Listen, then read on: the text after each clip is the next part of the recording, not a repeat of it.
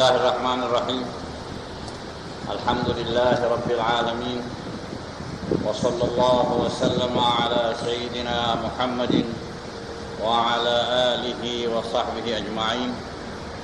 Alhamdulillah, selamat bertemu dalam pengajian kita pada pagi ini. Sebagai menyambung pembacaan kita terhadap kepada hadis Nabi kita Muhammad sallallahu alaihi wasallam yang diriwayatkan oleh Al-Imam Al-Bukhari, maka hari ini sampai kita kepada hadis-hadis yang akan dikumpulkan dalam perkara Al-Jumu'ah atau salat Jum'ah atau sembahyang Jum'ah. Al-Imam Al-Bukhari telah meletakkan tajuknya di sini Kitabul Jumu'ah, yaitu kitab yang mengumpulkan hadis-hadis yang menerangkan perihal Jum'ah. Perkataan ini boleh disebut Jum'ah dan boleh disebut Jumu'ah. Dua, Jumu'ah dan Jum'ah. Itulah yang masyhur ya dalam sebutan perkataan ini. Bismillahirrahmanirrahim. Kitabul Jumu'ah asalnya ialah firman Allah Subhanahu wa taala, A'udzubillahi minasyaitonir rajim. Ya ayyuhalladzina amanu idza nudiya lis-salati min yaumil jumu'ah fas'au ila dzikrillahi wa dharul bai'. Dzalikum khairul lakum in kuntum ta'lamun. فإذا قضيت الصلاة فانتشروا في الأرض وابتغوا من فضل الله واذكروا الله كثيرا لعلكم تفلحون.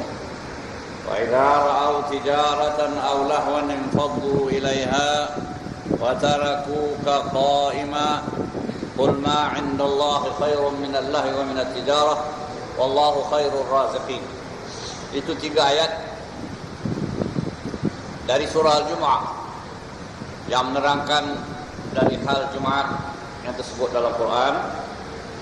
Sebab itu Imam Al-Bukhari memulakan bab ini dengan bab fardhu Jum'ah liqaulillahi ta'ala idza nudiya lis-salati min yaumil jum'ah fas'au ila dzikrillah wa dharul bai' fas'au famdu.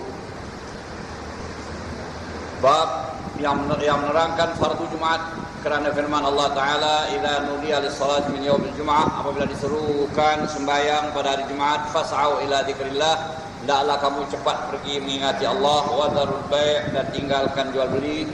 Fas'au maknanya famdu. Jadi sebelum kita masuk pada hadis Nabi Muhammad SAW, mari kita bincangkan tentang ayat firman Allah Ta'ala ini.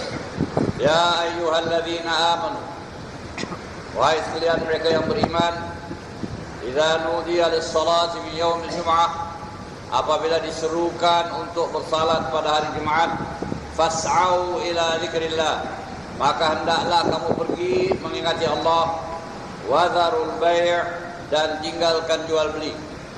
Dzalikum khairul lakum in kuntum ta'lamun, itulah yang lebih baik bagi kamu sekiranya kamu mengetahui. Fa idza qudiyatis salatu fantashiru fil ardh, apabila telah selesai dikerjakan sembahyang itu, maka hendaklah kamu bertebaran di muka bumi. Wabtaghu min fadlillah, dan carilah daripada limpah kurnia Allah. Wadhkurullaha katsiran la'allakum tuflihun, dan hendaklah kamu mengingati Allah sebanyak-banyaknya semoga kamu berjaya. Wa idza ra'au tijaratan aw lahwan infaddu ilaiha, dan apabila mereka melihat ada permainan atau ada perniagaan, mereka pun pergi beramai-ramai ke sana. Wa tarakuka qa'ima, dan mereka membiarkan kau berdiri begitu saja. Tarakuka qa'ima. Qul ma 'indallahi khairum minallahi wa minat tijarah, katakan apa yang di sisi Allah Ta'ala lebih baik daripada permainan dan perniagaan.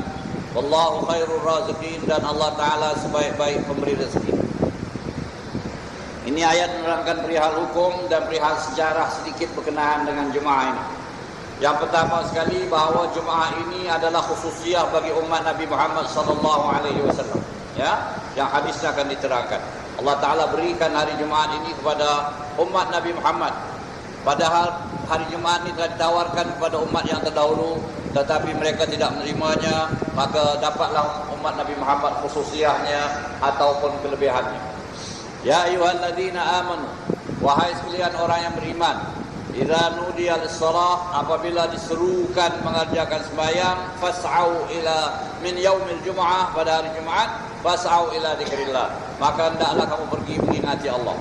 Jadi ayat ini memerintahkan kepada orang-orang yang beriman, apabila sampai waktu Jumaat dan mereka itu dekat dengan tempat yang mengerjakan Jumaat, mereka mendengar suaranya dan tidak sukar mereka pergi ke sana, maka wajiblah mereka pergi. Fas'au ila dzikrillah, maka hendaklah mereka pergi, hendaklah kamu pergi, wahai orang yang beriman.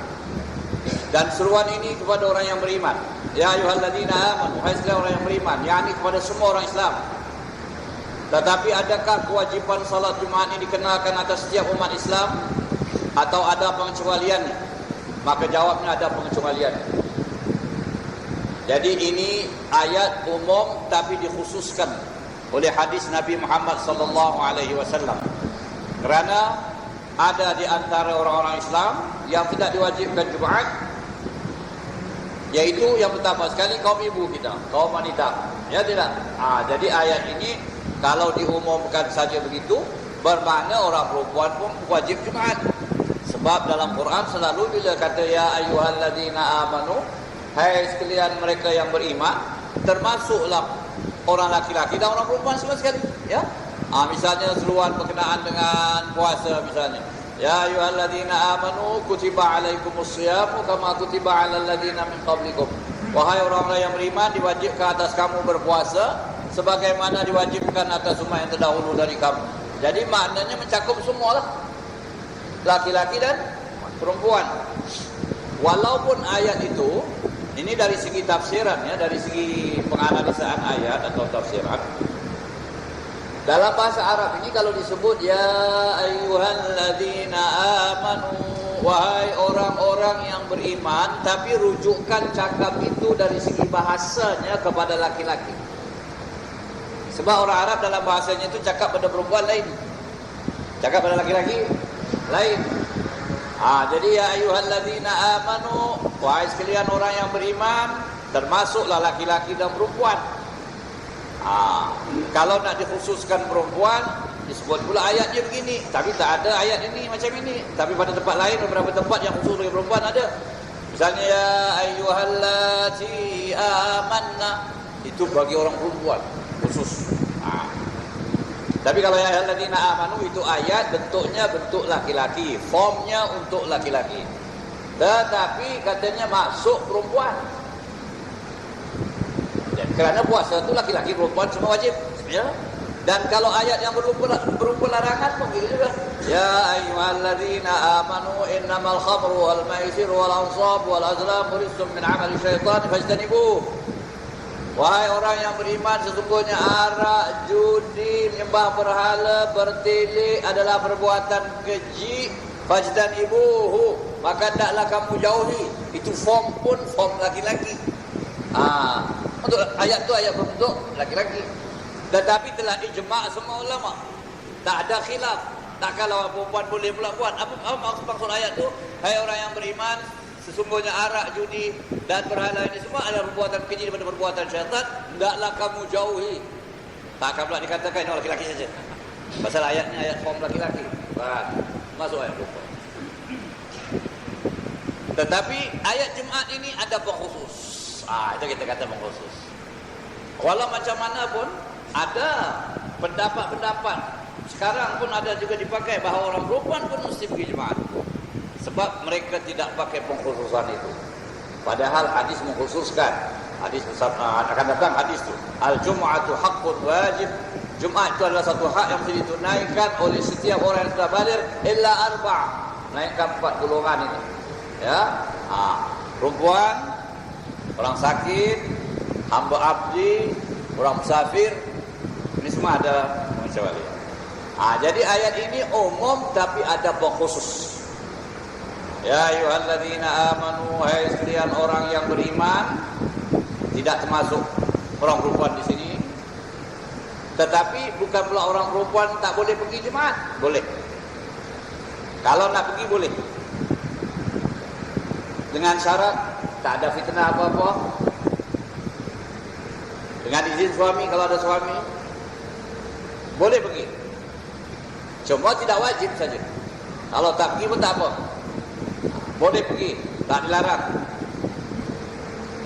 Dan kalau sudah pergi, sudah sampai, tak sembahyang, maka niatnya wajib. Jangan pula diniatkan usolli sunnat dan Jumaat misalnya. Saja sembahyang Jumaat sunat, maka perempuan tak wajib. Tidak. Bila sudah datang tu sembahyangnya jadi wajib. Itu. Yang tak wajibnya itu perginya. Kalau nak pergi boleh, tak pergi pun tak boleh. Tapi kalau dah sampai pergi sembahyangnya wajib. Dan ini sama juga tuan-tuan, saya ingatkan tentang haji dan umrah. Kalau orang yang sudah haji, sudah umrah tu memanglah dah gugur kewajibannya, ya. Pergi yang kedua tu dikira sunat saja. Boleh pergi yang kedua tu sunat. Tetapi bila sudah sampai ke tempat sana, sudah nak bersalat itu, salatnya sudah nak berhaji itu, hajinya wajib. Maknanya haji itu mesti diteruskan atau umrah itu mesti diteruskan. Dan kalaulah berlaku perkara-perkara yang merosakkan hajinya atau merosakkan umrahnya atau kena dam atau kenapa, dia kena. Jadi tak boleh kata saya dah haji dulu, satu ini haji sunat saja, tak mau bayar dam, tak boleh. Dosa. Mesti bayar itu semua. Pendeknya haji itu macam haji pertama. Cuma perginya itu sunat, ya. Jadi orang perempuan boleh pergi sembahyang Jumaat. Tetapi dijagalah tata tertib, ada peraturan dan sebagainya yang telah ditentukan dalam syara, ya. Ya ayyuhalladzina amanu idza nudiya lis-salati min yaumil jumu'ah fas'au ila dzikrillah. Maka hendaklah kamu cepat pergi mengingati Allah. Mendengar zikrullah, iaitu khutbah yang diucapkan. Menghadiri sembahyangnya berjamaah. Wa dzarul bai', dan tinggalkan jual beli. Maknanya kalau kamu sedang dalam perniagaan, maka hendaklah kamu tinggalkan perniagaan kamu di saat itu. Hendaklah kamu pergi mengerjakan Jumaat. Berhenti, ya, daripada apa pekerjaan pun. Dan di sini disebut wadharul bai', tinggalkan jual beli.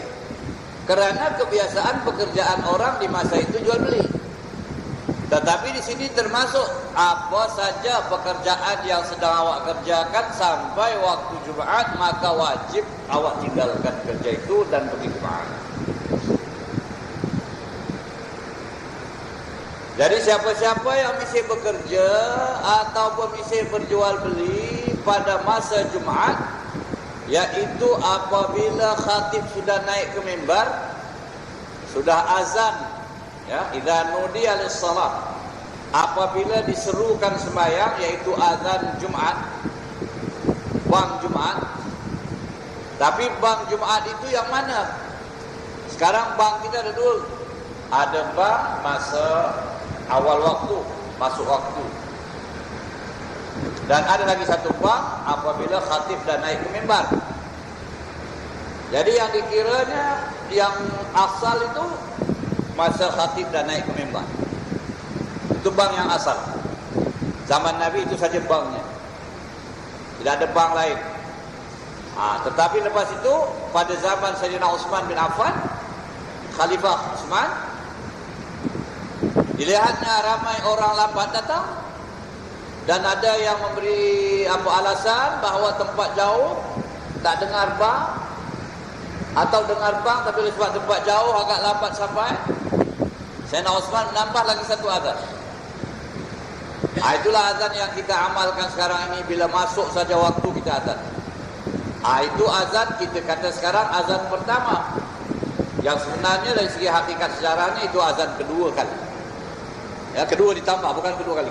Yang kedua ditambah. Azan yang pertama itu ialah azan di masa khatib dah naik ke mimbar. Jadi ini azan tambahan Sayyidina Utsman. Dibincang orang pula hukum azan. Bolehkah Sayyidina Utsman menambah lagi satu azan? Atau tak boleh? Ada yang mengatakan Sayyidina Utsman ini sudah melakukan sesuatu tambahan atau bid'ah. Timbul masalah. Jadi di sini perlu kita bincangkan bagaimana kata hadis Nabi sallallahu alaihi wasallam, kullu bid'atin dhalalah wa kullu dhalalatin finnar. Setiap bid'ah itu sesat dan setiap sesat itu di neraka. Adakah Sayyidina Utsman masuk dalam golongan ini? Itu dia. Jadi tentu tidak. Ya tidak. Takkanlah masuk neraka pasal tambah azan ini. Kalau orang tu bincang, mesti masuk neraka punya, maka termasuklah Sayyidina Utsman, termasuklah Sayyidina Umar. Ini ada orang faham gitu sajalah, sebab hadisnya ada. Fa inna kulla muhdatsatin bid'ah, kulla bid'atin dhalalah, ya. Dan hadisnya bermula bahawa percakapan yang paling baik, inna asdaqal hadithi kalamullah. Percakapan yang paling baik, yang paling benar kalamullah. Sudah terang. Wa khairul hadi hadi Muhammadin sallallahu alaihi wasallam. Dan sebaik-baik petunjuk Muhammad sallallahu alaihi wasallam. Wa syarrul umuri muhdatsatuha. Perkara yang paling buruk ialah perkara yang diada-adakan, yang ditambah-tambah, muhdatsat. Yang diadakan baru. Itu lawatnya bagi sunnah itu muhdatsat. Perkara-perkara yang paling buruk katanya muhdatsatuha, perkara yang diada-adakan yang baru. Fa inna kulla muhdatsatin bid'ah. Kerana setiap yang diadakan baru itu bid'ah.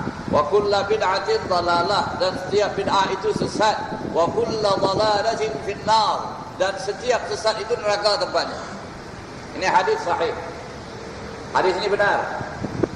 Tetapi tafsirannya, ada orang yang memegang hadis ini tanpa tafsiran, tanpa takwilan. Apa saja tambah masuk neraka. Dah di sini. Apa saja tambah bid'ah sesat masuk neraka. Termasuk mengadakan Maulidin Nabi Muhammad sallallahu alaihi wasallam dan sebagainya dari majlis-majlis yang ada sekarang ini yang tak ada zaman Nabi. Mereka kulluhum kan semua sekali masuk. Itulah kita kata tanpa takwilan, tanpa tafsiran, tanpa pengecualian. Kalau begitu termasuklah yang Sayyidina Utsman buat. Tambah lagi satu azan. Sayyidina Umar mengumpulkan orang sembahyang tarawih ramai-ramai 20 rakaat ke masjid. Ini pun zaman Nabi tak ada. Zaman Nabi tak ada. Jadi ulama ahli sunnah wal jamaah yang berfaham agak luas, tidak berfaham sempit semacam ini, kerana bukti-bukti ada, dalil ada, bukan kata pahaman-pahaman gitu saja. Mereka kata kalau begitu bid'ah itu ada dua. Ada bid'ah hasanah, ada bid'ah sayyi'ah. Ada bid'ah yang baik dan ada bid'ah yang tidak baik. Bagaimana ini ulama ahli sunnah wal jamaah boleh berani cakap macam ini? Sebab orang-orang yang berpegang pada hadis yang macam saya katakan tadi, mereka mendabik dada bahawa mereka pegang hadis saja, tak boleh main-main ni. Ini agama. Apa sah kamu pandai-pandai nak begitu begini semua sekali? Ini mereka pandai juga cakap. Ya. Kita kata apa yang dicakapkan oleh ulama ahli sunnah wal jamaah. Oleh sebab itu saudara sekalian, saya selalu pesan dan kita selalu ambil berat bahawa perjalanan kita biar perjalanan ahli sunnah wal jamaah, biar perjalanan majoriti umat Islam. Jangan perjalanan sempit-sempit ini semuanya yang merosakkan kadang-kadang akidah kita. Ya. Di sana ada satu hadis pula. Bahkan ada dua hadis. Yaitu sabda Nabi, "Ma ra'ahul muslimuna hasanan fahuwa 'indallahi hasan." Mana yang orang Islam ramai melihat bahawa perkara itu baik, bahawa di sisi Allah baiklah perkara itu. Orang Islam yang ramai. Apalagi pula orang Islam itu yang ramai itu ulama. Ini kena ingat ni. Nabi kata al-muslimun ma ra'ahul muslimun. Apa yang dilihat oleh orang-orang Islam yang ramai, ini baik, baiklah. Dan tentunya yang penting di kalangan umat Islam yang ramai itu para ulama'nya. Kalau orang ramai barangkali fahaman macam-macam. Jadi apa yang ulama ramai kata itu baik, baiklah. Oleh sebab itu kita selalu mengikut majoriti ulama. Jumhurul ulama. Apa kata ulama yang ramai? tidak satu dua ulama, ada juga perbezaan pendapat. Kalau yang kata tu satu dua orang, kita kata ini tengok. Yang ramai apa kata? Yang majoriti ulama kata apa? Kerana ada hadis Nabi, apa yang dilihat oleh orang ramai Islam itu baik, bahwa indallahi hasan, maka di sisi Allah Taala baik. Jadi itulah timbul bid'ah hasanah atau bid'ah baik. Sebab orang ramai, dikatakan ini mengadakan majlis maulid Nabi, bagus atau tidak? Banyak ulama mengatakan bagus. Zaman Nabi mana ada ni? Kalau Nabi kata setiap bid'ah, setiap baru bid'ah, setiap bid'ah sesat. Ini tak boleh, kata ulama, ini tak boleh kata sesat. Sebab ini mengenangi sejarah Nabi Muhammad SAW. Ya, menyebut cerita Nabi dan sejarah Nabi. Diadakan syarahan, diadakan apa peringatan dan sebagainya. Beri orang fakir miskin makan dan sebagainya. Jadi majoriti ulama mengatakan tidak boleh bilang sesat ini. Baiklah ini. Timbullah bid'ah hasan. Dan hadisnya, ya, ada yang mengatakan orang ramai Islam kalau tengok baik, baik. Kemudian ulama Islam pula tidak kata tengok begitu saja, dikaji bagaimana cara membuatnya, apa isinya, ada permainan atau tidak, atau ada perkara-perkara yang maksiat dan haram atau tidak. Itu semua ditinjau. Setelah didapati tidak ada apa-apa, baik ini. Timbullah bid'ah hasanah, katanya. Itulah diadakan carahan-carahan yang lain dalam majlis-majlis sambutan semua. Jadi tidaklah semua yang tidak baik, tidaklah semua yang ditambah itu atau yang diadakan itu tidak baik. Kemudian ada hadis lagi, man sanna fil Islam sunnatan hasanah. Barang siapa yang mengadakan dalam Islam ini satu sunnah hasanah, satu perjalanan yang baik, wa umila biha min ba'dihi, dan diamalkan orang selepas orang yang membuat itu, yang mula-mula mengadakan itu, maka dia dapat pahalanya. Dan setiap orang yang membuatnya itu dia yang pertama dapat pahala sampai ke hari kiamat. Begitu pula sebaliknya, kalau dia buat satu perbuatan yang tak baik lalu diikut orang, kalau dibuat orang dia dapat dosanya kerana dia memulakan perbuatan itu. Jadi itulah ini kita bercakap tentang tambahan azan yang dibuat oleh Sayyidina Utsman. Kemudian yang dibuat oleh sahabat ini, ya, ada pula kelebihannya. Tidak seperti yang dibuat oleh ramai orang selain daripada sahabat. Ya, sebab hadis Nabi SAW dalam sebuah hadis khas yang berkenaan dengan Khulafa' ar-Rasyidin, Nabi berkata, fa'alaikum bisunnati sunnatul Khulafa' ar-Rasyidin min ba'di. Itu hadisnya dalam hadis 40 Imam An-Nawawi disebut, diriwayatkan daripada Al-Irbad bin Sariyah radhiyallahu anhu, Nabi SAW kata Irbad, kami pernah diberi ingat oleh Nabi atau dinasihati oleh Nabi dengan suatu nasihat yang mengalir air mata kami mendengarnya dan kecut hati kami, sehingga kami katakan kepada Nabi, ya Rasulullah, ka'annaha mau'izatu muwaddi'. Wahai Rasulullah, seolah-olah ini ucapan yang terakhir dari orang yang nak meninggalkan kami. yakni begitu khusyuk Nabi, begitu apa semua. Jadi sahabat rasa ini barangkali akhir ucapan Nabi. Ya, mungkin Nabi wafat lepas ini. Karena mau'izatul muwaddi', fa'ausina, maka berilah pesanan pada kami. Jadi mereka minta pesan, kalau Tuhan meninggalkan kami, apa pedoman kami dalam hidup ini? Qala alaikum bitaqwallah. Nabi terus bersabda, hendaklah kamu bertakwa kepada Allah. Itu pesanan yang memang paling utama, paling penting. Alaikum bitaqwallah. Was-sam'i wat-ta'. Dan hendaklah kamu dengar dan taat, yakni kepada orang yang mengendalikan urusan kamu, ketua-ketua kamu, pemimpin kamu, khalifah yang datang kemudian, ya. Was-sam'i wat-ta'ah. Wa in ta'amara 'alaikum 'abdun habasyi, walaupun orang yang memerintah kamu itu nanti seorang hamba dari bangsa Habsyi, kulit hitam, hamba. Sebab ini Nabi bercakap kepada orang Arab Quraisy, orang-orang yang apa kita kata sangat mementingkan soal kesukuan, soal kedudukan dan sebagainya, turunan orang Arab Quraisy, orang yang termulia. Jadi Nabi membayangkan mungkin nanti kamu diperintah atau diketuai oleh seorang hamba hitam. Jadi saya pesan pada kamu, Kalau ketua kamu itu orang hamba hitam daripada bangsa Al-Habsyi pun, hendaklah kamu dengar dan kamu taat. As-sam'i wa ta'ah.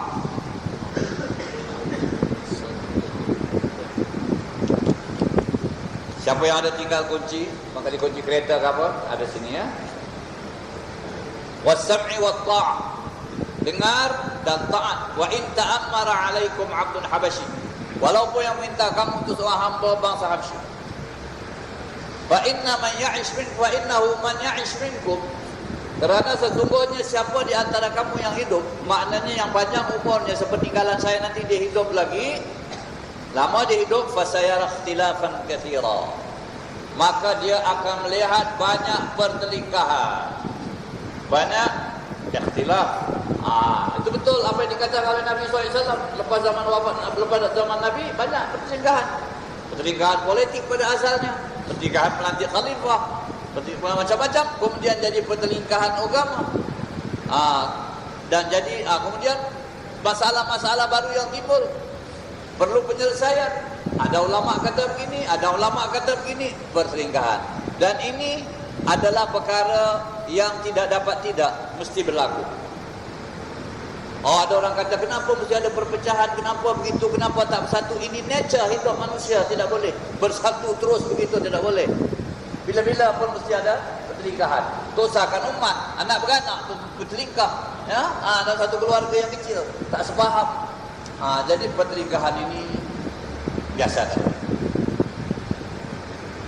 Tapi kita ada panduan macam mana nak menyelesaikan perselingkahan. Fa innahu man ya'ish minkum fa sayara ikhtilafan katsira fa 'alaikum bi sunnati.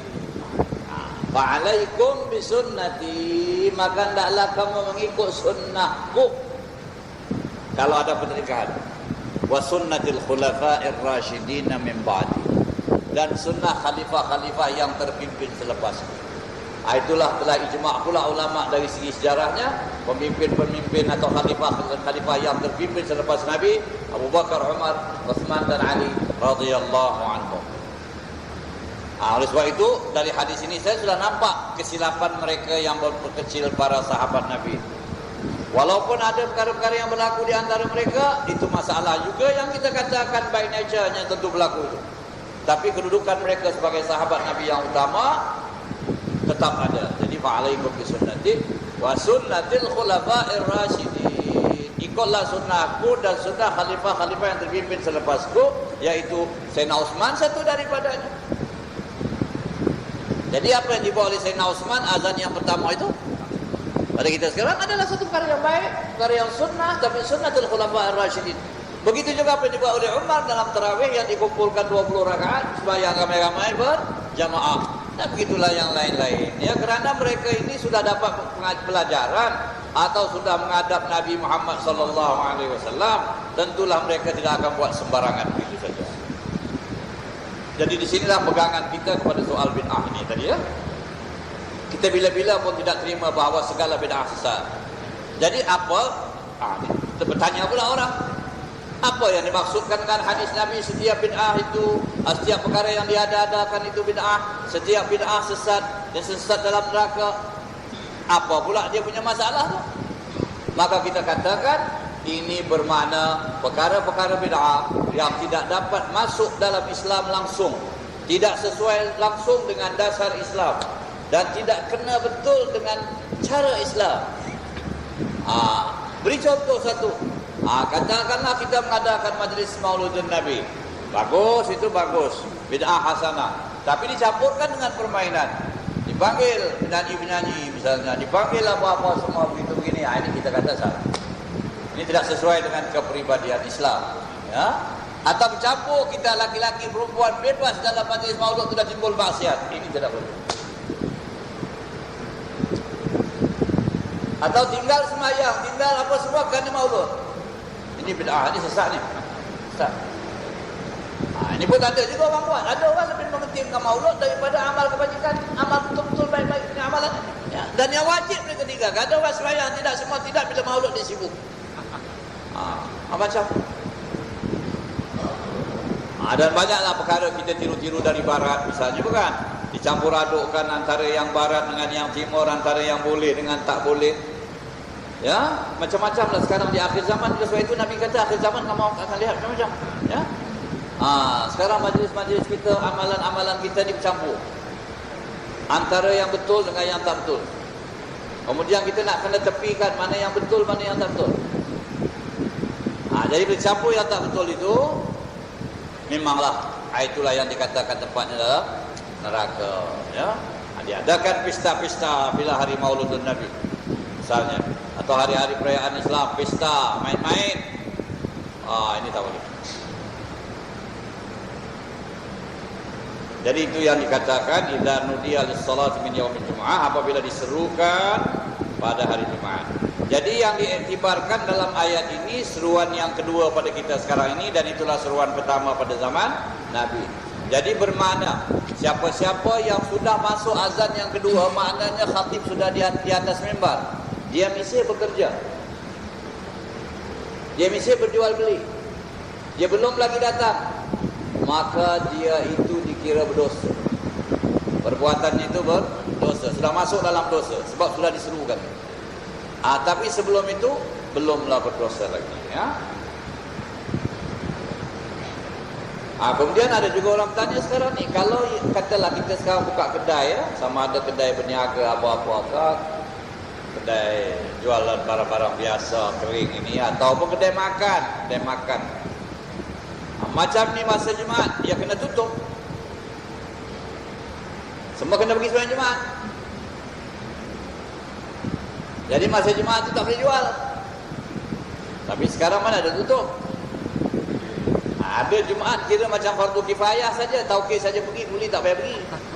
Itu fardu kifayah, ini bukan fardu kifayah, ini fardu ain. Setiap orang mesti pergi. Ya, Jadi ini semua kena kira.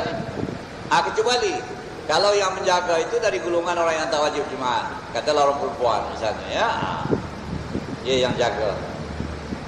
Ataupun itu pun nak tengok yang makan tu mesti orang laki-laki lagi. Ini waktu Jumaat ni, jangan ada kat sini lagi. Itulah yang patut kita perhatikan itu, ya. Kecuali yang uzur, yang memang tak dapat pergi, yang apa, tidak ada tuntutan, dia sakit, atau dia memang musafir, orang yang dalam pelayaran, atau orang apa, ni tak ada tuntutan bagi dia. Tuntutan bagi orang yang wajib pergi Jumaat. Dan atau orang yang uzur, yang tak dapat meninggalkan pekerjaannya, yang mana dia terikat dengan pekerjaan itu, tak boleh tinggal. Kalau tinggal bahaya, maka kita katakan orang yang bekerja macam ini, kalau dia tak dapat pergi itu kerana dia dilarang oleh majikannya, maka kalau dia orang yang tidak boleh kerja lain atau tak tahu kerja lain, yang kerja inilah yang dia boleh buat, dan kerjanya tidak haram, halal, tetapi Jumaatnya tak dapat. Jadi kita kata bagi awak itu dikira uzur, tetapi ada caranya pula. Setiap Jumaat, bila masuk waktu Jumaat, awak kena pergi minta izin. Izinnya bila? Diminta bila? Bila masuk waktu Jumaat. Dia sudah faham, jumpa majikan, saya ada sembahyang Jumaat, saya nak minta pergi sembahyang Jumaat. Oh, dia bilang tak boleh, ini perlu tuan saya punya agama. Kalau tak ada, berhenti kerja. Katalah dia kata, oh pergi buang kerja. Dia tak mudah dapat kerja lain. Khawatir dia, uzur begitu. Tapi tiap-tiap Jumaat mesti minta. Tiap-tiap Jumaat mesti minta. Sampai tuan dia fed up. Ini memang kewajipan saya. Awak kasih ke tak kasih itu lain cerita, tapi saya kena minta. Itu satu. Kemudian kalau dia kata boleh pergi, tetapi tidak boleh tiap-tiap Jumaat, tak apalah. Sebab di sana ada hadis mengatakan janganlah 3 Jumaat berturut-turut. Ya, itu pun dalam hadis itu ada disebut uzur. Man taraka thalatha jumu'atin tahawunan, dalam hadis itu disebut tahawunan. Barang siapa yang meninggalkan 3 jemaat tahawun, artinya cuai, ambil mudah, tak ada ambil berat. Pada dia, pergilah, tak pergi tak apalah. Itu tahawun, memudah-mudah, tidak ambil berat. Siapa yang meninggalkan 3 jemaat berturut-turut tanpa mengambil berat dalam perkara ini, kutiba minal munafiqin, ditulis daripada golongan munafiqin, atau kama kala Nabi SAW. Atau tidak diterima kebaikan. Dalam satu hadis dicap hatinya, khutima ala qalbi. Dicap hati dia, susah nak jadi baik. Pasal dia meninggalkan jemaat sewenang-wenang begitu saja. Jadi itu keterangannya, ya. Nudiyal salat min yaumil jemaah. Fas'au ila dzikrillah wa dzarul bai', nanti kita tinggalkanlah apa jual beli dan pekerjaan. Dzalikum khairul lakum in kuntum ta'lamun. Itu lebih baik lagi bagi kamu sekiranya kamu mengetahui. Maknanya kalau kamu ambil pertimbangan, ambil kira, ini saya kalau pergi jemaat ini rugi besar. Rugi besar. Ini sedang saham lah, main saham. Ini turun naiknya saham ini apa semua, kalau tak ada ni susah, ya. Tapi yang di sisi Allah lebih baik, pahala yang dijadikan oleh Allah Ta'ala kepada kamu lebih baik. Dan kalau kamu orang yang betul-betul beriman, dan kalau kamu tahu rezeki kamu tetap rezeki kamu, tak kemana perginya, ya tidak? Ini kena yakin betul-betul. Rezeki kamu tetap rezeki Rabb kamu, lambat atau cepat. Kalau kita cakap begini, ada orang kata, kalau kita lama-lambat ni apa macam bisnes ni sekarang, bisnes semua orang apa? Berlumba-lumba. Ya, kita kata berlumba-lumba tak apa. Boleh awak berlumba-lumba, tapi jangan berlumba dengan apa yang telah ditetapkan oleh Allah Ta'ala dalam Quran. Berlumbalah awak 6 hari 6 malam tu. Waktu Jumaat mesti kosong untuk Jumaat. Apa nak berlumba lagi, dah berapa hari ada ni? Jumaat pagi pun boleh, lepas Jumaat pun boleh. Ini saat saja. Dan mungkin godaan pada awak kuat. Dekat saat itulah yang banyak untung misalnya. Jangan jadi macam Bani Israel. Okey?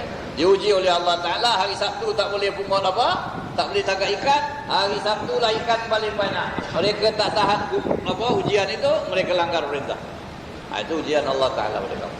Sabar kamu dan yakin ini Allah Ta'ala nak uji kita macam mana keimanan. Jadi tetapkan Jumaat mesti kosong untuk Jumaat, hak Allah. Dan kita dapat pahala akhirat. Dan Allah Ta'ala kata dzalikum khairul lakum. Tak percaya firman Allah Ta'ala, itu lebih baik lagi bagi kamu sekiranya kamu mengetahui. Jadi agama dah beri peraturan Jumaat wajib. Kalau ada perkara-perkara yang mendesak tak dapat datang, tidak apa, uzur. Jangan cuai. Jangan 3 kali berturut-turut. Dan uzur Jumaat memang ada. Dalam kitab fikir disebut macam-macam uzur Jumaat. Ya, sakitlah, takutkan sesuatu, ya, tak masa perompak, kita tak ada rumah saja perompak masuk. Apa nak buat? Itu semua boleh tu. Tapi carilah, pindahlah tempat yang tak ada perompak. Jangan asyik dulu kat tempat perompak saja. Jadi ikhtiar mesti jalan. Ya, ikhtiar mesti jalan. Uzurnya ada. Jadi ini semua kita kena perhati, kita kena yakin. Jadi waktu Jumaat mesti dilapangkan, kerana dzalikum khairul lakum, itu lebih baik lagi bagi kamu sekiranya kamu mengetahui apa yang disediakan oleh Allah Ta'ala untuk orang yang menghadiri Jumaat, dan apa yang diberikan daripada pahala di akhirat nanti, dan bagaimana kamu membesarkan hari yang telah dibesarkan oleh Allah Ta'ala, dan diberikan pula kepada kamu hari ini, padahal hari ini pernah ditawarkan kepada orang yang terdahulu, tapi orang terdahulu tidak ambil dan terlepas dari mereka. Orang Nasrani pernah diberi hari Jumaat, mereka tidak hari Minggu. Orang Yahudi pernah diberi hari Jumaat, tidak hari Sabtu. Orang kata ambil hari Sabtu, ambil hari Minggu. Diberikan kepada umat Nabi Muhammad SAW, diterima tanpa tawar-menawar. Kerana dasar umat Nabi Muhammad tidak pernah menolak apa yang dibawa oleh Nabi Muhammad SAW. Tak pernah bertanya pun, Tak pernah tanya apa pasal ini, apa pasal itu. Perintah Allah, terima, junjung tinggi. Ini satu daripada kelebihan umat Nabi Muhammad sallallahu alaihi wasallam. Dan sabda Nabi, khairu yaumin tala'at fihi asy-syamsu yaumul jum'ah. Sebaik-baik hari yang naik padanya matahari, yakni hari dalam seminggu itu, sebaik-baik hari Jumaat. Khairu yaumin tala'at fihi asy-syams yaumul jum'ah. Sebaik-baik hari Jumaat. Sebab itu orang yang mati pada hari Jumaat atau mati pada malam Jumaat dikira mati syahid akhirat. Itu kelebihan hari. Banyak fadilat hari Jumaat, ya. Dzalikum khairul lakum in kuntum ta'lamun. Itu lebih baik bagi kamu sekiranya kamu tahu. Fa idza qudiyatis salatu fantashiru fil ardh. Dan apabila sudah dikerjakan sembahyang itu, bertebaranlah kamu di muka bumi. Tuhan tidak pula suruh kamu tunggu sampai asar bukan Jumaat, hari Jumaat, tidak. Berapa? 1 jam. Mulai dari khutbah tak sampai 1 jam sembahyang. Habis. Itu saja yang diminta. Dalam 24 jam kali 7, berapa jam? Ya. Kali 7 hari, ya. Yang diminta hanya sebahagian kecil. Inilah kalau kita pikirkan apa yang kita diminta untuk khususkan untuk akhirat ni, sikit sangat. Yang lain zuhur, asar, maghrib, isyak, subuh awak boleh semayang di tempat-tempat mana awak nak semayang. Ini saja yang diminta awak kumpul, mendengarkan amanah daripada ketua, daripada pemimpin, daripada ulama untuk menghidupkan hati, hidupkan jiwa kita. Sebab yang kita dengar di luar itu tak ada apa-apa daripada pengajaran agama. Itu hanya permainan saja yang kita banyak dengar, percakapan-percakapan yang tidak baik. Tapi percakapan khutbah, zikrullah, ini percakapan yang terbaik, percakapan diridhai oleh Allah Subhanahu wa taala. Diminta kita hadir seminggu sekali, itu pun untuk 1 jam saja. Fa idza qudiyatis shalah, setelah selesai mengerjakan sembahyang, fantashiru fil ard, bolehlah kamu bertebar di muka bumi, berjalanlah cari rezeki, wabtaghu min fadlillah, dan mintalah kurniaan Allah. Tapi jangan lupa, wadhkurullaha katsiran. Sebutlah nama Allah sebanyak-banyaknya. Bila? Pada hari Jumaat itu. Baik paginya, baik siangnya, sampai ke malamnya. Berdoa banyak-banyak. Kalau boleh, walaupun yang kamu hadir sembahyang ini di sini, habis waktunya hanya 1-2 jam, tetapi sepanjang Jumaat itu banyaklah zikrullah.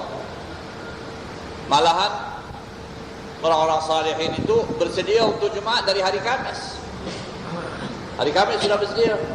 Yang nak membuang kuku, yang nak membersihkan badan, yang apa sudah sedia untuk Jumaat. Pagi Jumaat sudah sedia. Malahan yang datang pagi-pagi lagi ke masjid. Itu nanti akan ada hadisnya, ya. Siapa datang dapat pahala ekstra lebih daripada pahala biasa pada hari yang akan datang, ya. Jadi bersedia untuk Jumaat, dan setelah Jumaat juga terus zikrullah. Pendeknya hari Jumaat itu adalah dipenuhkan dengan zikrullah. La'allakum tuflihun, semoga kamu berjaya. Dan Allah Ta'ala memberikan 1 saat pada hari Jumaat, yang mana siapa yang berdoa di saat itu kabul doanya. Itu dinamakan sa'atul ijabah, saat pengkabulan doa, ada pada hari Jumaat. Daripada fajarnya sampai ke petang, sampai maghrib.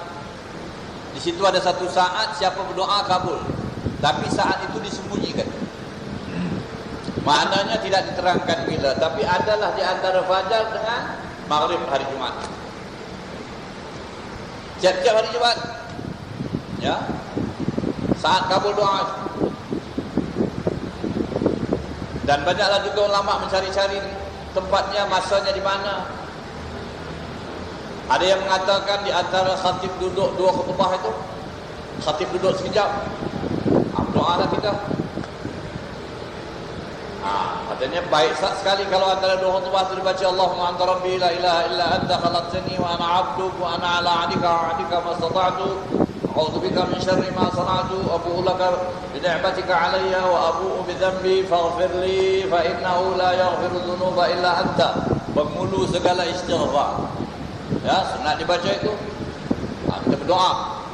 Khatib berdoa juga, dan orang yang baca tasbih atau istighfar atau baca apa itu, bacalah juga kita baca doa. Ada pula yang mengatakan sementara khatib habis khutbah saja, ya, hanya wala zikrullah ya akbar, dia pun turun. Semasa dia turun nak masuk tu ajalah, itu saatnya mungkin orang pun doa kat situ, ya, kemungkinan. Tapi banyak yang mengatakan lepas asar hari Jumaat, lepas asar, banyakkan doa, banyakkan zikir, banyakkan permintaan. Itu saat kabul doa tiap-tiap hari Jumaat, ya. Wadkurullaha katsiran la'allakum tuflihun. Wa idza ra'aw tijaratan aw lahwan infaddu ilaiha wa tarakuka qa'ima. Apabila mereka lihat ada permainan dan ada perniagaan, mereka tinggalkan kamu.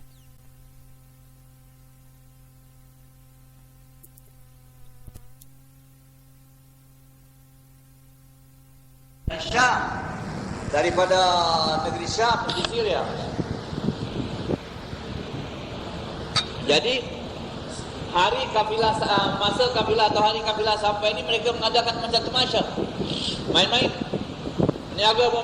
Bedanya ialah yang jauh tu balik, dan balik tu pula bawa barang perniagaan, dan orang-orang yang ahli perniagaan ni pun keluar nak beli ni barang-barang yang dibawa ini.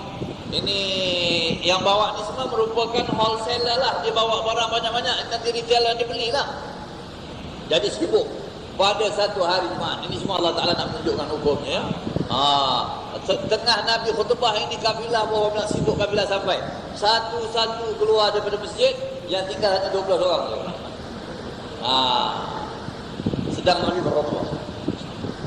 Begitulah apa kita kata, ya, tarikat harganya. Nabi pun nak tinggalkan, usahakan imam-imam biasa, ya.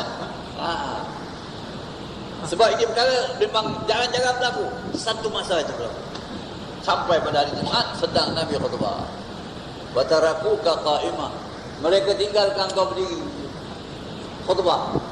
Jadi oleh sebab itu Imam Hanafi mengambil hukum bahawa sembahyang Jumaat ni atau Jumaat ni tak perlu 40. Tak perlu 40. Tak mesti 40. 12 orang pun boleh.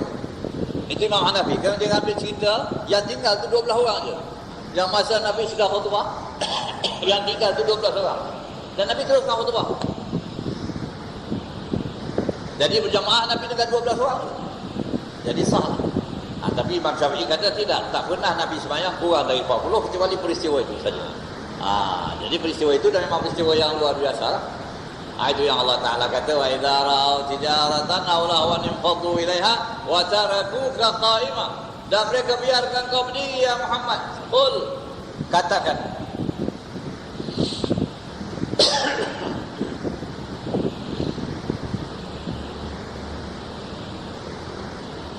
Minta Encik Ahmad bin Muhammad datang ke pejabat masjid.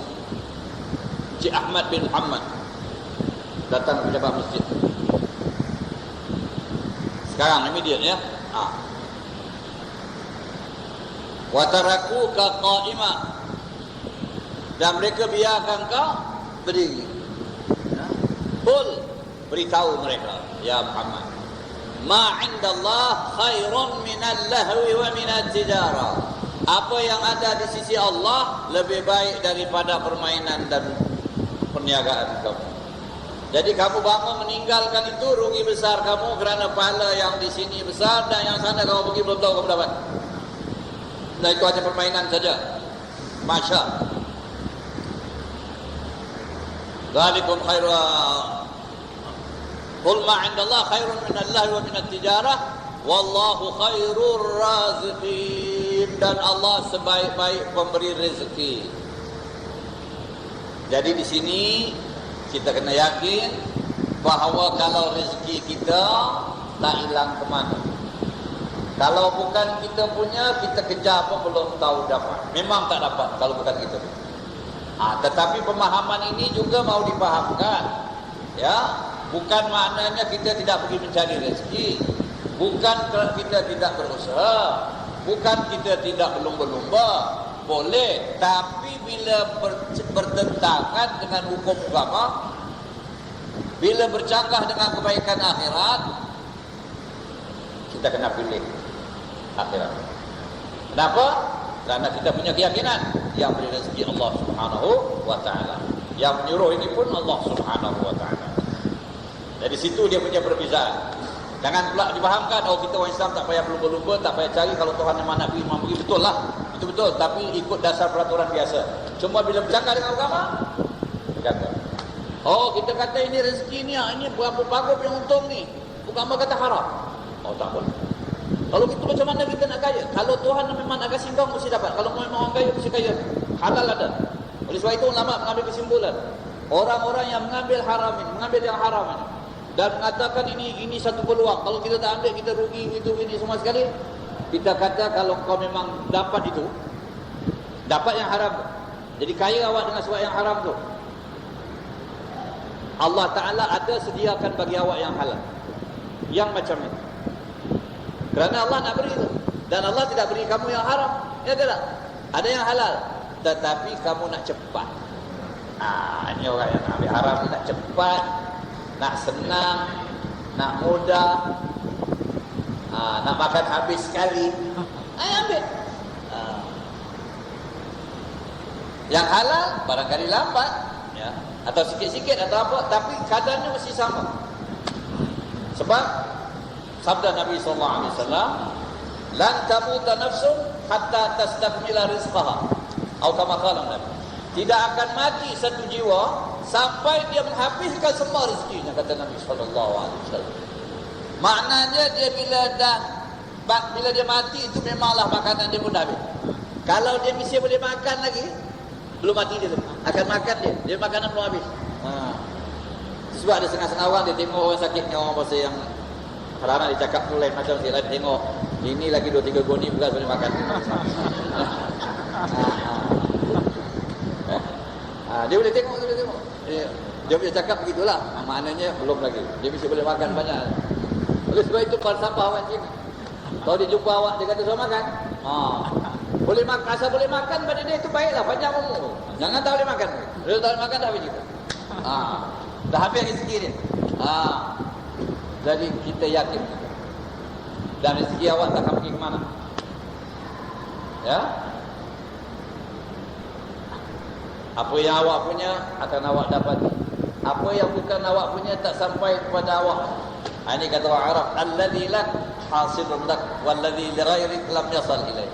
Mana yang kau punya mesti sampai pada kau, bukan kau punya, orang punya kau tak boleh dapat. Harus itu. Itu Tuhan yang bagi. Ya? Sebab itu Allah Taala kata, "Dzalikum khairul lakum qul ma 'indallah khairun min Allahi min tijara wallahu khairur raziqin." Dan Allah Taala sebaik-baik pemberi rezeki. Jadi Allah Ta'ala sebaik-baik pemberi rezeki ini kita yakinlah pada Allah Subhanahu Wa Ta'ala. Jadi itulah yang kita katakan bahawa hari Jumaat ini disediakan oleh Allah Subhanahu Wa Ta'ala untuk kita. Kita penuhkan dia dengan salat Jumaat dan mendengar khutbah Jumaat. Dan itulah yang telah difirmankan oleh Allah Subhanahu Wa Ta'ala. Kemudian hadisnya, ya, kita bacalah hadis ini, dan hadis ini saya kira sudah pernah disebutkan sebelum ini. Qala al-Imam al-Bukhari haddatsana Abu al-Yaman qala akhbarana Shu'aib qala haddatsana Abu Zinad anna Abdurrahman ibn Hurmuz al-A'raj maula Rabi'ah ibn al-Harith haddatsahu annahu sami'a Abu Hurairah radhiyallahu anhu annahu sami'a Rasulullah sallallahu alaihi wasallam yaqul nahnu al-akhirun as-sabiqun yawm al-qiyamah بين أنهم أوتوا الكتاب من قبلنا ثم هذا يومهم الذي فرض عليهم فاختلفوا فيه فهدانا الله له فالناس لنا فيه تبع اليهود غدا والنصارى بعد غد. Berkata Al-Imam Al-Bukhari telah bercerita kepada kami Abu Yaman, katanya telah bercerita kepada kami Shu'aib, kata Shu'aib telah bercerita kepada kami Abu Zinad, bahawa Abdurrahman bin Hurmuz Al-A'raj bekas hamba Rabi'ah bin Al-Harith telah bercerita kepadanya bahwasanya dia telah mendengar Abu Hurairah radhiyallahu anhu berkata bahwasanya dia mendengar Rasulullah sallallahu alaihi wasallam bersabda, "Nahnul akhirun as-sabiqun yaumil qiyamah." Kita, kata Nabi, yakni umat Nabi Muhammad, al-akhirun, orang yang akhir, ini umat yang terakhir, ya. tapi as-sabiquna yaumal qiyamah, yang dahulu pula di hari kiamat. Kita umat yang akhir, tapi di hari kiamat kita dulu, kita depan. Baida annahum utul kitaba min qablina, hanya mereka itu telah diberi kitab sebelum kami, sebelum kita. Jadi mereka dapat kitab dulu. Yahudi dapat kitab Taurat, Nasrani dapat kitab Injil, tapi kita dapat kitab kemudian. Tapi kita dulu. Di sini ya, perlu kita perhatikan. Ada juga mereka mengatakan, kamu kitabnya kemudian, kami kitab lama, kami yang lebih utama, kami dulu. Kita kata tidak. Itu tak logik. Kita lebih utama, karena ini kitab Allah. Allah Ta'ala bila mengajarkan syariatnya kepada umat, orang yang dulu itu persediaannya sedikit, tidak macam orang yang terakhir. Jadi kitab yang dibelajarkan pada dia tentu kecil. Macam orang belajar, takkan belajar kitab besar dulu kemudian akhir kitab kecil. Tak betul. Belajar mula-mula kitab kecil, kemudian naik sampai kitab besar. Itu sejarah syariat Allah Ta'ala begitu. Mula-mula hukumnya terhad sikit. Zaman Nabi Adam tak berapa orang, hukumnya terhad. Kemudian tambah lagi hukum, tambah lagi hukum, sampai akhirnya umat Nabi Muhammad yang sudah cukup matang, yang sudah menjadi umat yang akhir ini tadi. Tak ada Nabi lagi lepas Nabi Muhammad, kitabnya komplit. Jadi yang mengatakan yang dulu lebih komplit atau lebih, itu tak betul. Yang akhir selalunya yang komplit, yang mencukupkan segala-galanya. Ya? Cuma mereka dapat kitab sebelum kita, kata Nabi. Summa hadza yaumuhum alladhi furida alaihim. Kemudian ini hari, kata Nabi, yaitu hari Jumaat maksudnya. Jadi ini cerita pasal hari Jumaat. Ini hari, kata Nabi, hari Jumaat ini yang telah diberikan, difardukan atas mereka. Ini yang diberi kepada mereka, ditawarkan pada mereka mula-mula, fakhtalafu fihi, maka mereka bertelingkah di dalamnya. Maknanya mereka tidak terima bulan-bulan atau tak terima terus bila Nabi mereka bawa kepada mereka. Mereka ada tawar-menawar, tak dapat mereka hari Jumaat. Fahadanallahu lahu, maka Allah Ta'ala pun memberikan petunjuknya kepada kita dapat hari Jumaat. Oleh sebab itu dalam hadis, sebaik-baik hari dalam seminggu hari Jumaat. Kita dapat kata Nabi SAW. Fannasu lana fihi taba', maka mereka itu, orang-orang itu, kata Nabi, bagi kita sebagai pengikut. Kita Jumaat, kemudian diikuti oleh Yahudi Sabtu, diikuti oleh Nasara hari Minggu. Kita dapat apa yang disediakan oleh Allah Subhanahu wa Ta'ala. Al-Yahudu ghadan wan Nasara ba'da ghadin. Besok Yahudi punya, lusa Nasrani. Tapi kita dapat hari Jumaat. Inilah kelebihan ya hari Jumaat. Sekalian, hendaklah kita jaga perkara hari Jumaat. Inilah permulaan perbincangan kita berhubung dengan hari Jumaat. Wallahu a'lam. Cukuplah sampai sini.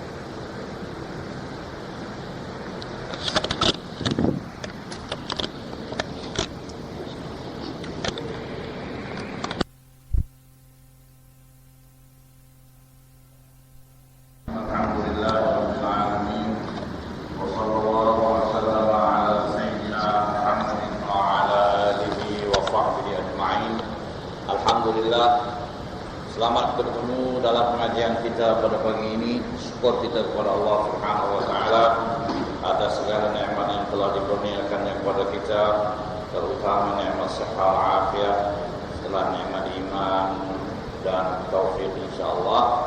Maka pada pagi ini kita teruskan perbincangan atau pembacaan kita bagi hadis-hadis Nabi kita Muhammad sallallahu alaihi wasallam yang telah diriwayatkan oleh Al-Imam Al-Bukhari dengan sanadnya daripada Nabi.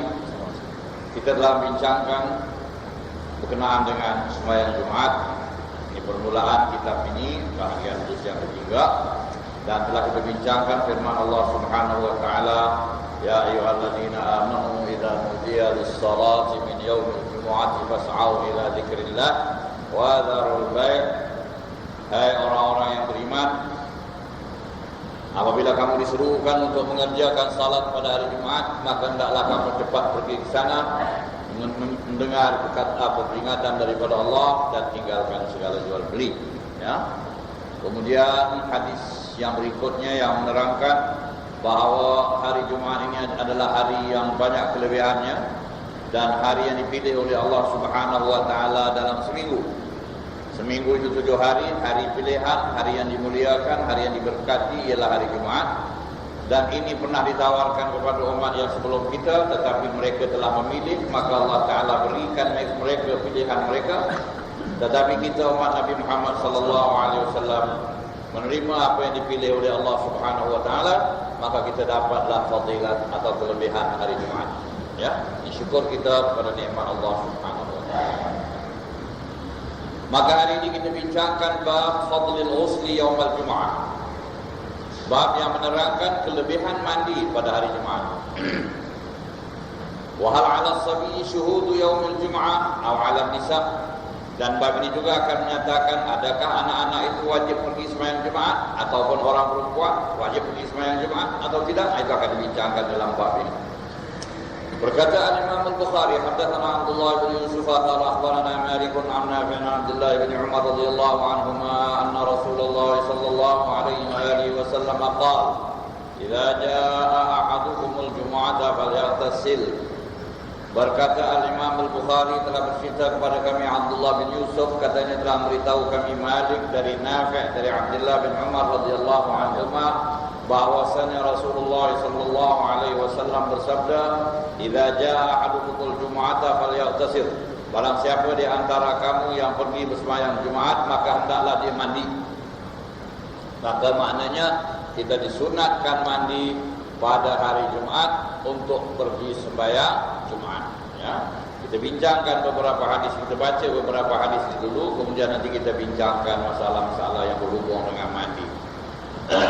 وبه قال حدثنا عبد الله بن محمد بن أسماء قال حدثنا جويرية بن أسماء عن مالك عن الزهري عن سالم بن عبد الله بن عمر عن ابن عمر رضي الله عنهما أن عمر بن الخطاب بينما هو قائم في الخطبة يوم الجمعة إذ جاء رجل من المهاجرين الأولين من أصحاب النبي صلى الله عليه وسلم فناداه عمر أية ساعة هذه قال إني شغلت فلم أنقلب إلى أهلي حتى سمعت التأذين فلم أزد على أن توضأت فقال والوضوء أيضا وقد علمت أن رسول الله صلى الله عليه وسلم كان يأمر بالغسل.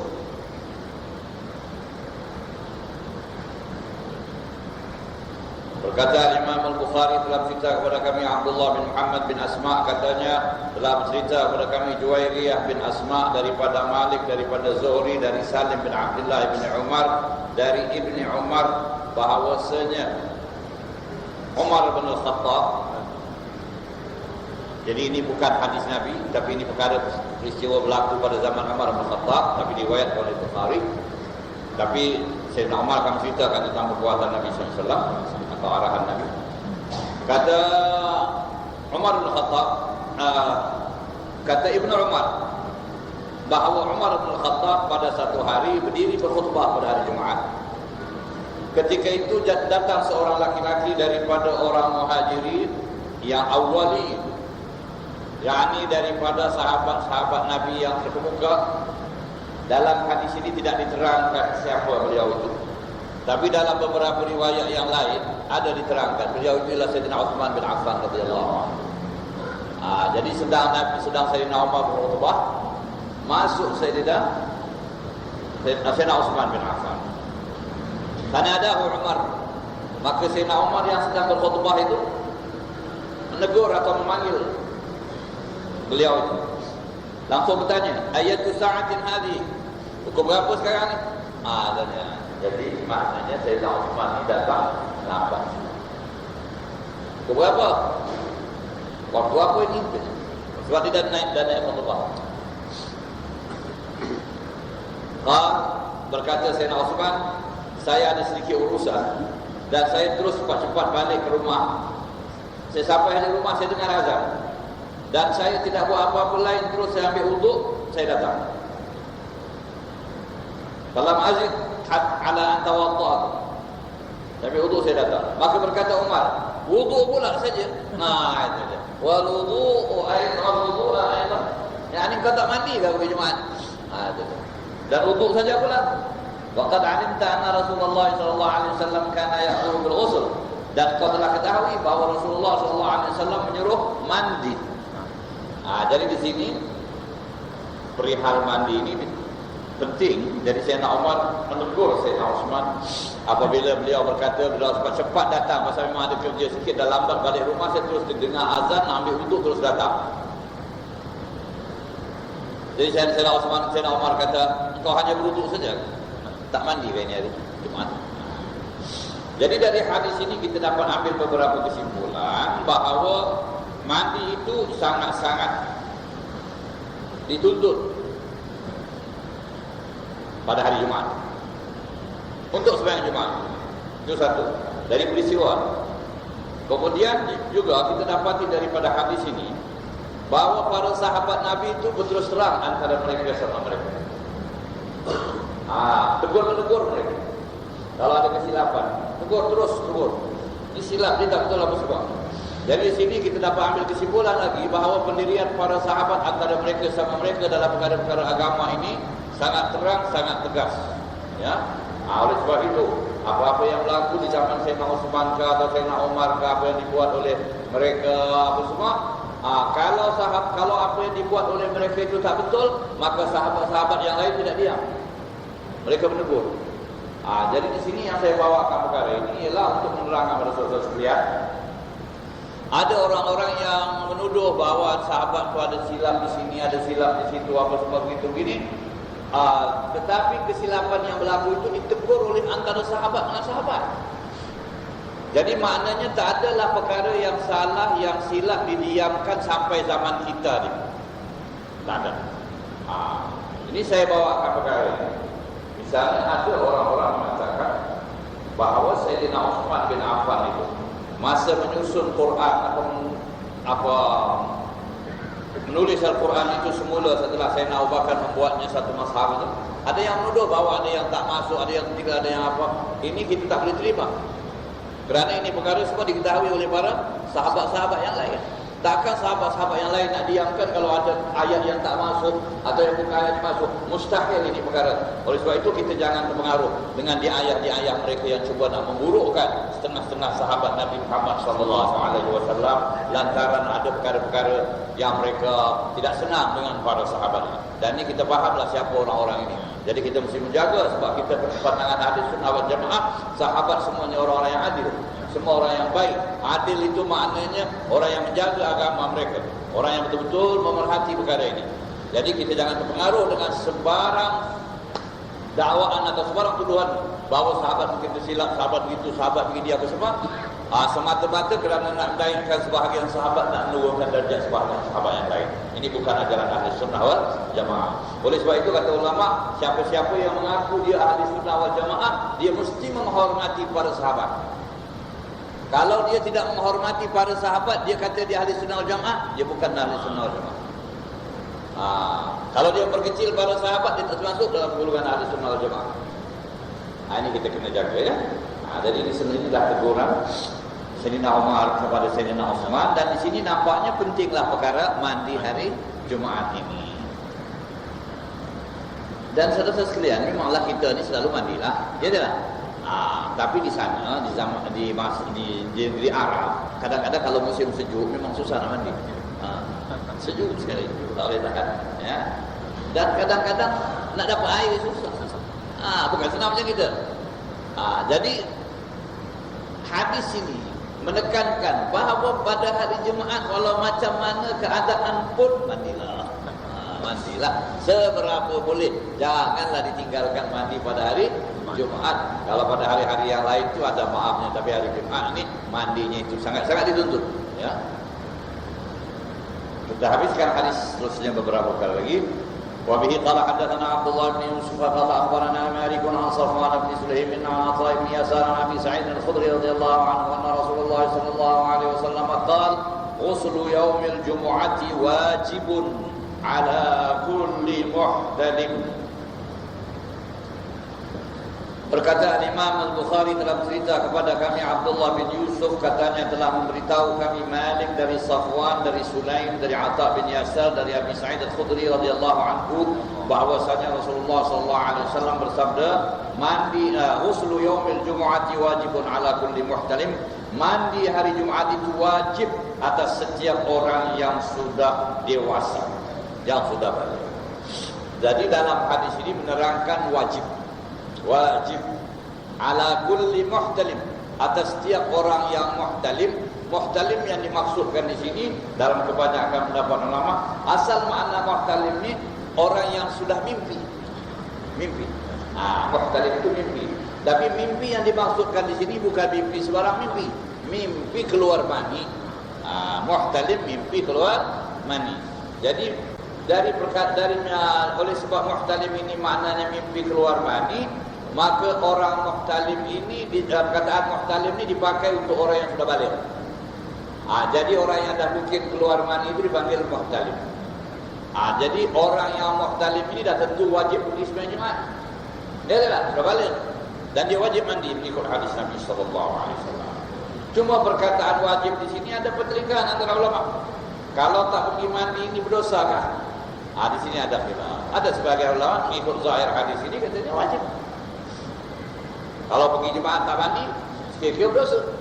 Tapi banyak ulama pula mengatakan ini wajib di sini adalah penekanan yang kuat. Tidak sampai kepada wajib berdosa. Kerana apa yang dibuat oleh Sayyidina Utsman hanya berwuduk saja. Ya. Dan Umar menegur, kau hanya berwuduk saja. Dan tidak pula Umar kata, engkau tak boleh pergi balik mandi nak sembahyang Jumat. Tidak. Ditegur dia itu kerana berwuduk saja, maknanya kuranglah fadilatnya. Kalau wajib mandi, tentulah Sayyidina Umar kata, engkau pergi balik mandi. Kau tak mandi mana boleh sembahyang Jumat? Tak ada. Jadi wajib yang dimaksudkan di sini penekanan yang kuat. Jangan sampai kita datang Jumat tidak mandi, ya.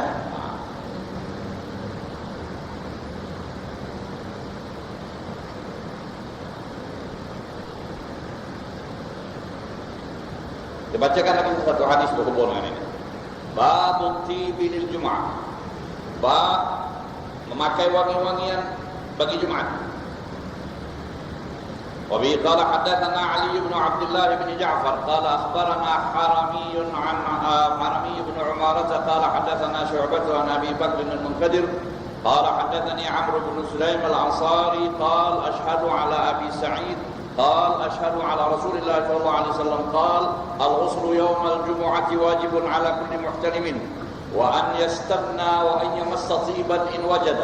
قال عمرو أما الغسل فأشهد أنه واجب وأما الاستنان والطيب فالله أعلم أواجب هو أم لا ولكن هكذا في الحديث.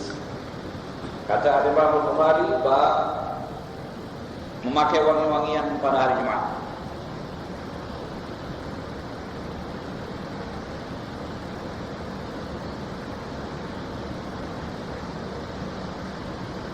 Berkata Imam Bukhari dalam cerita kepada kami Ali bin Abdullah katanya bin Ja'far katanya telah memberitahu kami Harami bin Umarah katanya telah memberitahu kami Syu'bah daripada Abi Bakar bin al-Munkadir katanya telah bercerita kepada saya Amr bin Sulaim al-Ansari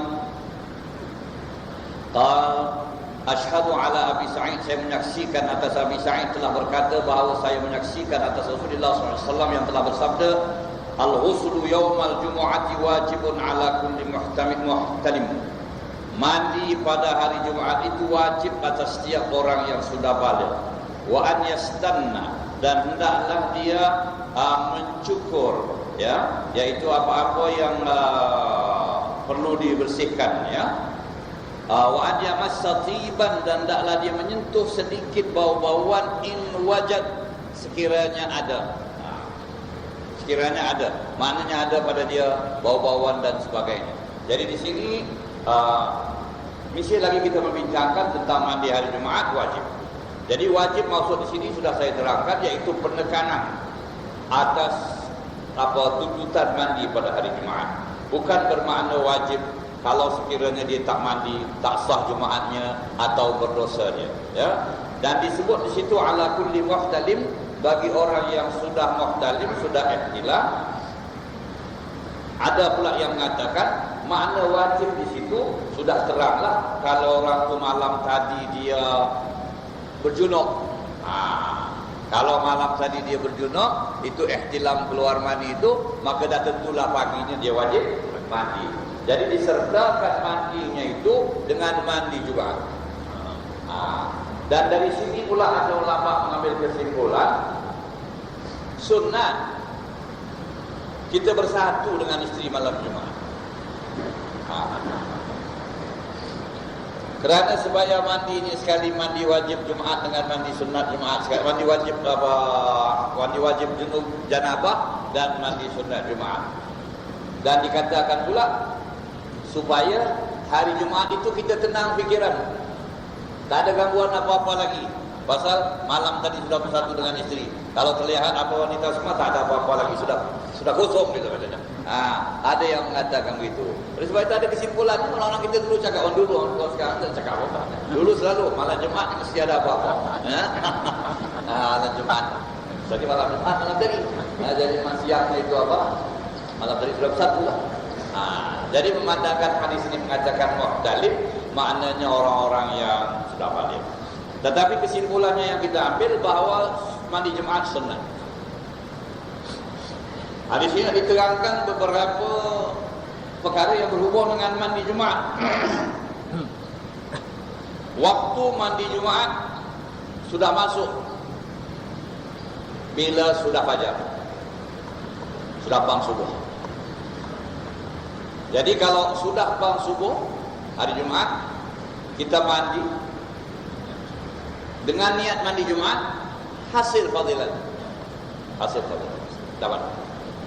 Tapi kalau orang itu mandi hari Jumaat itu sebelum hari Jumaat, maknanya biasa katalah ada orang mandi sebelum subuh dah mandi.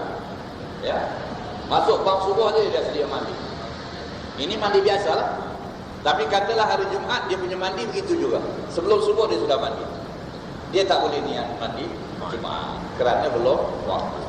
Di sini ada perbezaan. Beberapa perbezaan antara mandi Jumaat dengan mandi hari raya. Kalau mandi hari raya masuk waktunya dari tengah malam. Itu mandi hari raya. Jadi katalah dia nak pergi subuh ke masjid, terus nak sembahyang subuh dan nak duduk sampai hari raya, sampai sembahyang hari raya. Dia nak keluar tentu sebelum subuh. Dia mandi sebelum subuh. Dia boleh mandi hari raya sebelum subuh. Dia boleh niat. Jadi begini, mandi kita ini mandi biasa saja. Cuma yang membezakan antara ibadah dengan mandi biasa itu apa dia? Niat. Kalau hari Jumaat kita tiap hari mandi, termasuk hari Jumaat. Tapi hari Jumaat mandi kita itu sama juga dengan mandi-mandi yang lain. Tak ada niat mandi Jumaat. Kenapa batal? Tapi bila kita teringat ini hari-hari Jumaat, niat mandi Jumaat dapat pahala. Begitu juga mandi hari raya dan sebagainya. Ya, jadi beza antara mandi hari raya dengan mandi Jumaat. Mandi hari raya masuk waktunya dari tengah malam. Mandi Jumaat tidak masuk waktunya dari tengah malam. Masuk waktunya hanya dari waktu subuh. Ya. Kemudian beza lagi antara mandi hari raya dengan mandi hari Jumaat. Mandi hari raya ini disunatkan walaupun kita tidak pergi sembahyang hari raya berjamaah di masjid. Kerana katanya mandi hari raya itu kerana hari raya. Tapi mandi hari Jumaat bukan kerana hari Jumaat, tapi kerana salat Jumaat. Jadi kalau orang itu tidak wajib Jumaat, sunnatkah dia mandi hari raya? Sunnatkah dia mandi hari Jumaat? Ini sebab tadi disebutkan mula-mula kanak-kanak ada kena sembahyang Jumaat tak? Kalau kanak-kanak belum balik, tidaklah wajib sembahyang Jumaat lagi bukan? Dia belum balik. Tapi katalah kanak-kanak ini nak pergi Jumaat, dia mandi kerana nak pergi Jumaat. Tapi kalau kerana hari Jumaat saja kita suruh dia mandi, ini hari Jumaat, kau mandi kerana Jumaat, dia tak pergi Jumaat, tak ada dah. Orang perempuan dia mandi pada pagi hari Jumaat, adakah dia niat nak mandi Jumaat? Kalau dia tak pergi Jumaat, tak adalah niat mandi Jumaat. Kerana orang perempuan tak wajib pergi Jumaat. Tapi kalau orang perempuan tu kata saya nak pergi Jumaat, dia mandi. Jadi mandi Jumaat kerana salatul Jumaat. Tapi mandi hari raya kerana hari raya. Oleh sebab itu katanya kalau mandi hari raya itu orang perempuan yang uzur pun dia uzur, tapi dia disuruh mandi hari raya kerana hari raya. Dia mandi hari raya. Walaupun di sana ada uzur. Biasanya kalau orang itu ada hadas besar, dia mandi-mandi apa semua tak adalah apa arti. Katanya bukan pasal dia ada hadas besar, dia bukan nak buat ibadah. Tetapi mandi hari raya sunat bagi perempuan itu. Walaupun dia uzur kerana memandangkan hari itu hari raya. Jadi itu beza antara mandi Jumaat dengan mandi hari raya. Dan waktunya itu juga berbeza lah, ya. Jadi waktu mandi Jumaat ni sudah masuk, waktu subuh sudah masuk. Tetapi yang afdal mandi bila? Bila dekat nanti. Itu afdal. Kalau kira-kira awak nak pergi Jumaat pukul 11, pukul 10 awak mulailah mandi. Ya kalau mandi itu lambatlah sebentar. Kalau mandi sebentar, pendeknya sebelum keluar tu kita mandi terus. Jadi badan kita tu masa hadir di Jumaat tu mesti fresh. Tetapi masalahnya bagi orang yang bekerja, dia terus kena keluar pagi. Langsung dia nak pergi sembahyang Jumaat nanti tengah hari. Jadi dia katalah dia kerja sebagai di pejabat atau apa yang tidak merosakkan bau badannya itu sementara sampai Jumaat, ya. Tapi ada orang kerja keras misalnya, dia sekejap saja berpeluh, walaupun dia sudah mandi pagi dan dapat fadilatnya, tapi orang yang macam ini sebaik-baik dia carilah jalan kalau dapat mandi lagi masa dia nak pergi Jumaat tu, kerana dia tu badannya berpeluh, sudah berubah bau badannya apa semua. Tetapi kalau orang tu hanya duduk sebagai kerani atau sebagai di pejabat yang tak ada apa-apa, air condition tak ada apa-apa, sudah mandi tadi pagi dengan niat Jumaat, hasil dia punya fadilat. Sebab tujuannya supaya kita hadir Jumaat dalam keadaan dia segar, ya, dan ada bau-bauan yang wangi, jangan sampai mengganggu orang-orang sebelah kita. Jadi kita boleh niat mandi Jumaat dari pagi Jumaat. Kalau sekiranya kita tidak berkesempatan mandi dekat-dekat nak sembahyang Jumaat, kerana kita nak terus pergi ke sembahyang Jumaat dari pejabat kita. Jadi pagi Jumaat itu niat. Apa niatnya? Dalam hati. Bila tirus air itu macam kita mandi hadas besar, kita niat hadas besar kan? Bila kita mandi Jumaat, kita niat aku mandi sunat hari Jumaat kerana Allah Subhanahu wa taala. Dapat pahala. Dan hari raya pun begitu juga, dan banyaklah mandi-mandi sunat ni, ya. Saja mandi Jumaat, mandi hari raya, mandi kerana berubah bau badannya, sudah berapa lama tak mandi, tak sedap badan, mandilah. Mandi kerana nak berkumpul dengan orang ramai, mandi malam-malam bulan Ramadan nak pergi tarawih, banyak mandi-mandinya. Dan mandi yang paling banyak sekali mandi berkenaan dengan haji. Mandi masuk Makkah, mandi nak pergi Arafah, mandi di Mina, mandi masuk Madinah, banyak, ya.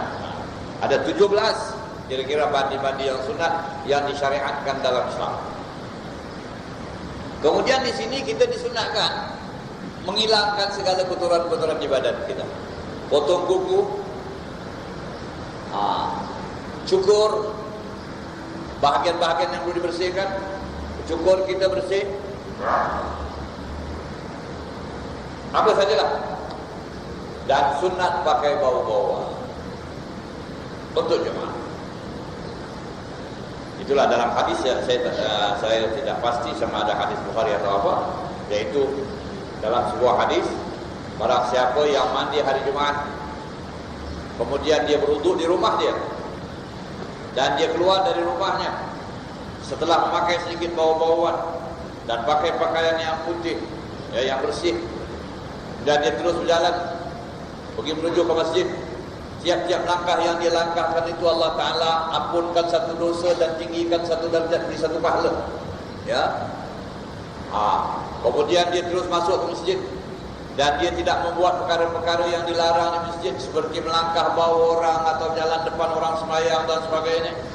Bertata tertib dia masuk masjid, lalu dia pun sembahyang apa yang disunatkan sembahyang tahiyatul masjid, kemudian dia sembahyang sunat yang lain yang apa yang dia boleh buat. Kemudian apabila imam keluar berkhutbah, langsung dia mendengar dengan tidak berkata apa-apa. betul-betul dia memenuhkan menumpukan perhatiannya kepada khutbah Jumaat. Kemudian sembahyang Jumaat 2 rakaat, memberi salam dia ke kanan dan ke kiri, diampunkan oleh Allah Ta'ala dosanya seminggu. Dari Jumaat ke Jumaat. Jadi keampunan dosa seminggu itu diberikan bagi siapa? Orang-orang yang jaga tata tertib pada Jumaat. Yang pertama mandi dan bersihkan badan apa semua, ya. Kemudian yang keduanya, keluar dari rumah jangan singgah mana-mana. Jangan dari rumah keluar nak pergi sembahyang Darul Aman, duduk kedai kopi dulu singgah. Ini habis itu habis. Nak minum teh, minum kopi. Bila singgah tempat lain, itu kafarah 1 minggu tu habis. Sebab hadis Nabi mengatakan dia menuju terus ke masjid. Habib Abdullah bin Alawi Al-Haddad radhiyallahu anhu, dia tidak begitu senang kalau dia nak pergi ke masjidnya, ada orang datang bertanya apa tak mau dia. Pasal dia punya konsultasi sudah terus dari rumahnya itu untuk ibadah. Jadi dia tak mau ada sebarang halangan. Itu satu daripada. Jadi kita begitu terus ke masjid. Dan kalau boleh jangan cakap apa-apa perkara keduniaan ke apa. Kalau ada orang ajak cakap, ya, kalau perkara yang masalah agama itu tak apalah. Ada berzikirlah kita. Ya, itu nak dapatkan kafarah apa? Seminggu. Dan ada pula ulama mengatakan kalau kita buat ini potong kuku, cukur bahagian-bahagian yang tidak patutnya ada pada hari itu, dan kita nak mandi, nak apa semua, ya. Mandi itu pada hari Jumaat lah. Ini potong kuku apa semua. Kalau ini mengganggu kita pada hari Jumaat, yang ini mengambil masa kita dia nak cukur lama apa semua, taklah dia buat pada hari Khamis. Potong kuku, bercukur, bersemua hari Khamis untuk hari Jumaat. Jadi hari Jumaat dia tinggal mandi saja. Kerana kita disunatkan pergi Jumaat seberapa awal yang boleh. Nanti ada hadis, ya. Nak dapat pahala unta ke, lembu ke, apa ke, kadar pahala yang besar. Itu nanti kita akan bincangkan hadis. Ada yang mengatakan naik saja matahari kadar segala sudah sunat kita pergi untuk pergi Jumaat. Awal waktu tu, paling awal sekali. Tapi ada seorang susahlah tu, nak jumpa buang air kecil itu ini semua sekali. Tapi nanti kita bincangkan hadis itu akan datang. Jadi sunat pakai bau-bauan pada hari Jumaat, ya. Jadi tentang hadis di sini perawi menerangkan bahawa tentang membersihkan badan kita dengan bercukur, dengan apa semua sekali, dengan apa semua, dan juga pakai bau-bauan adalah sunat, tidak wajib, ya. Tentang mandi itu ada pendapat yang mengatakan ya wajib, ya. Tapi yang utama itu sunnah. Bab fadl Jumaat, bab yang menerangkan kelebihan Jumaat. Berkata Imam Al-Bukhari, قال حدثنا عبد الله بن يوسف قال أخبرنا مالك عن سمي مولى أبي بكر عن سمي مولى أبي بكر بن عبد الرحمن عن أبي صالح السمان عن أبي صالح السمان عن أبي هريرة رضي الله عنه أن رسول الله صلى الله عليه وسلم قال من اغتسل يوم الجمعة غسل الجنابة ثم راح فكأنما قرب بدنه ومن راح في الساعة الثانية فكأنما قرب بقرة ومن راح في الساعة الثالثة فكأنما قرب كبشا أقرا ومن راح في الساعة الرابعة فكأنما قرب دجاجة ومن راح في الساعة الخامسة فكأنما قرب بيضة فإذا خرج الإمام حضرت الملائكة يستمعون ذكرا. Berkata Imam Al-Bukhari telah bercerita kepada kami Abdullah bin Yusuf, katanya telah memberitahu kami Malik dari Sumay Maula Abi Bakar bin Abdurrahman, daripada Abi Salih As-Samman, daripada Abi Hurairah radhiyallahu anhu, bahwasanya Rasulullah sallallahu alaihi wasallam bersabda, barang siapa yang mandi pada hari Jumaat mandi junub, ghuslal janabah. Tetapi tafsirannya banyak ulama mengatakan hadis ini begitu saja. Barang siapa yang mandi hari Jumaat mandi junub, Itulah pendapat yang mengatakan sunat kita bersatu dengan isteri pada malam Jumaat. Tetapi di sini maksud daripada hadis ini, barang siapa yang mandi pada hari Jumaat seperti mandi junub. Itu dia. Seperti mandi junub. Jadi maknanya di sini bukan mandi pada hari Jumaat mandi junub. Mandi pada hari Jumaat seperti mandi junub. Jadi seperti mandi junub itu macam mana? Ya itu dijagalah. Ini begini, ini perlu juga diterangkan. Bila kita mandi junub, tentu kita jaga bahagian-bahagian yang perlu kena air, ya tidak, kita cermat supaya seluruh badan kita kena air, niatnya wajib, dan kita ikut peraturan-peraturan mandinya. Begitu juga mandi Jumaat.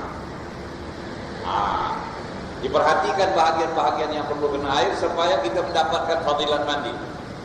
Barangkali kalau mandi biasa pagi-pagi itu lebih kurang saja kita mandi, nak cepat kerja.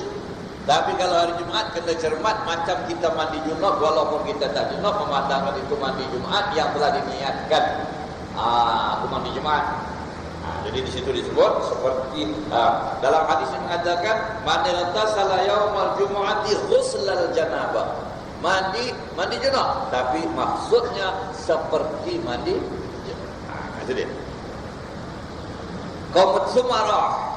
Kemudian dia keluar. Faka'annama qarraba badan, maka seolah-olahnya dia telah berkorban dengan seekor unta. Itulah fadilatnya, katanya kita dapat pahala. Di sini disebut dalam hadis ini faka'annama qarraba badana, seolah-olah dia bersedekah dengan seekor unta, ya, menyembelih unta, memberi makan kepada fakir miskin. Jadi ini maksudnya.